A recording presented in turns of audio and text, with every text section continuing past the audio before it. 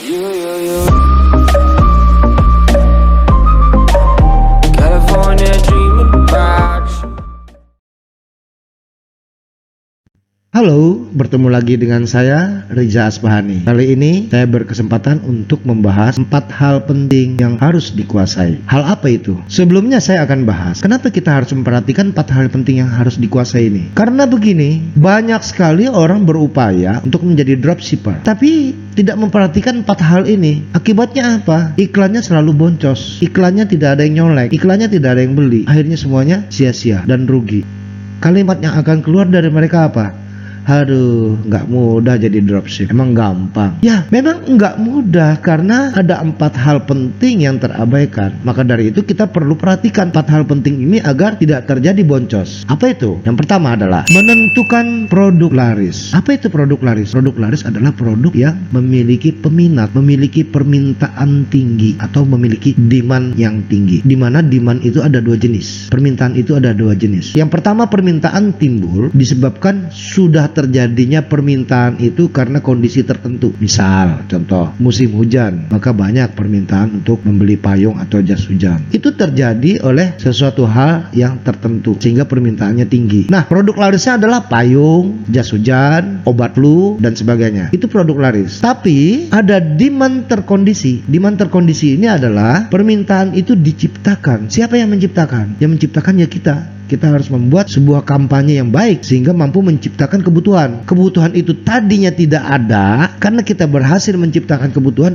maka orang menjadi butuh. Kebutuhan itulah yang mengakibatkan adanya permintaan. Permintaan tinggi ini yang disebut dengan produk laris. Seperti apa? Bagaimana caranya? Kita akan bahas pada video berikutnya khusus membahas produk laris. Oke, hal yang kedua, yaitu membuat materi iklan. Dalam hal ini tolong diingat, tolong difahami. Di sini saya katakan materi iklan, belum iklannya. Jadi di sini baru materinya. Materinya inilah yang akan kita gunakan untuk membuat iklan. Ya. Materinya apa saja? Materinya yang pertama adalah foto atau video, atau kedua-duanya. Nah, kita harus bisa membuat atau mempersiapkan foto atau video ini yang memiliki daya tarik yang tinggi. Foto dan video yang seperti apa memiliki daya tarik yang tinggi? Fotonya itu mampu berbicara, bukan berarti dia keluar suara ya. Orang begitu melihat foto, orang paham ini apa, tujuannya apa. Orang paham, seakan-akan foto itu berbicara. Demikian juga videonya. Nah, bagaimana cara membuat seperti itu? Itu punya teknik tersendiri. Kita akan bahas pada video tersendiri berikutnya. Oke, materi yang kedua yaitu mempersiapkan copywriting. Apa itu copywriting? Copywriting adalah sebuah penjelasan atau omong-omongan di iklannya lah. Nah, dimana iklan kita nggak bisu, foto sudah berbicara tapi diperjelas lagi dengan keterangan-keterangan, yaitu yang disebut dengan copywriting. Dimana di dalam copywriting membutuhkan sebuah judul yang bagus, judul yang nendang, yang memiliki daya tarik. Karena judul, orang akhirnya berminat untuk membaca berikutnya, berminat untuk mengetahui lebih dalam. Kalau judul nggak nendang, orang nggak tertarik, orang main skip begitu aja, nggak memperhatikan. Judul itu harus menarik ya. Bagaimana cara membuat judul yang menarik? Bagaimana cara membuat copywriting yang baik? Nah, nanti kita akan bahas pada video berikutnya secara khusus. Oke, hal yang ketiga yaitu fanpage. Apa itu fanpage? Fanpage adalah suatu halaman yang ada di Facebook. Ketika kita membuat sebuah akun pribadi di Facebook, maka di situ kita memiliki fitur yang kita bisa create, yang kita bisa buat sebuah halaman. Untuk apa halaman ini? Halaman inilah yang akan kita pergunakan untuk beriklan. Halaman inilah yang kita ajukan. Jadi seakan-akan halaman ini sebuah sarana untuk menempatkan produk kita, untuk menempatkan iklan kita, sehingga menjadi sebuah paket yang bisa diiklankan. Nah, caranya adalah setelah kita membuat halaman ini, maka kita tuangkan semua materi-materi iklan kita yang sudah dipersiapkan ke dalam fanpage.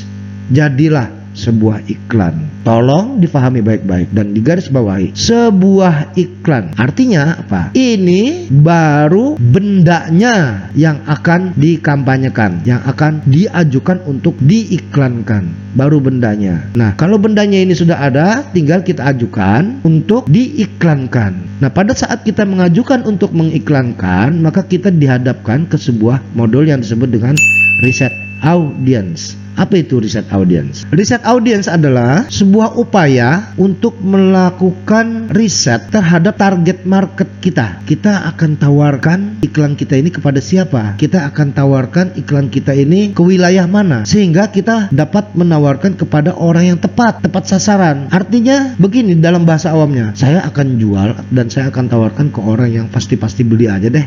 Nah, ini dia yang perlu digarisbawahi. Ke orang yang pasti aja beli. Lu gimana caranya menentukan orang yang bisa pasti? Bagaimana caranya bisa menentukan orang yang pasti beli? Disinilah kita membutuhkan sebuah riset, yaitu riset audience. Nah, bagaimana caranya, tekniknya seperti apa? Kita akan bahas pada video berikutnya secara khusus. Yang paling penting adalah kita harus menyadari bahwa di bisnis dropship kita harus memperhatikan 4 hal ini, yaitu yang pertama, menentukan produk laris. Kalau produk larisnya sudah ada, berarti kita sudah memiliki satu nama, satu merek, dan harga. Kalau kita sudah memiliki satu nama dan merek serta harga, maka kita siapkan materi iklannya. Materi sudah ada, maka kita buat halaman iklannya. Kalau halaman iklan sudah ada, maka kita ajukan untuk diiklankan ke audiens yang pasti beli aja. Nah, itu dia. Tolong difahami satu persatu, 1 sampai dengan 4, sampai benar-benar paham.